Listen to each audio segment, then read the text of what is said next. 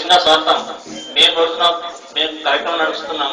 ఈ కార్యక్రమం మామూలుగా జరగాలని ఉద్దేశంతో మండల స్థాయి కార్యక్రమం అయినప్పటికీ మా గ్రామంలో పెట్టినాం. మీకేమైనా ఇబ్బంది ఉంటే క్షమించండి.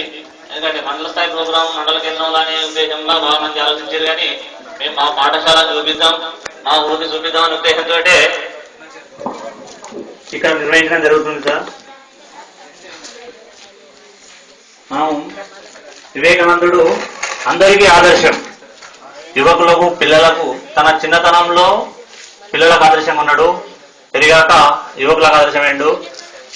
తన వయస్సు 39 సంవత్సరాలకే చనిపోవడం జరిగింది. యువకుడిగా 18 నుంచి 40 సంవత్సరాల లోపల యువకులు ఆ యుక్త వయసుల్ని చనిపోయాడు. ఆ కొద్ది కాలంలోనే దాదాపు ప్రపంచమంతటికి తెలిసిపోయాడు. ప్రపంచ వివిధ మత సమ్మేళనంలో పాల్గొని మన హిందూ దేశ చరిత్రను అన్ని దేశాలకు తెలిసే విధంగా ఉద్ఘాటించి పలికిండు. వివిధ దేశాల్లో మన సంస్కృతి పట్ల గౌరవం ఏర్పడేట్టు చేసిండు.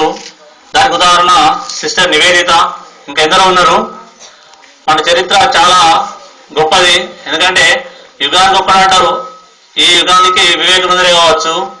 అందరికి ఆదర్శంగా ఉన్నాడు, అందరితోని అలా మెదిలిండు. ఆయన సూచనలు మనకు ఆదర్శంగా ఉన్నాయి.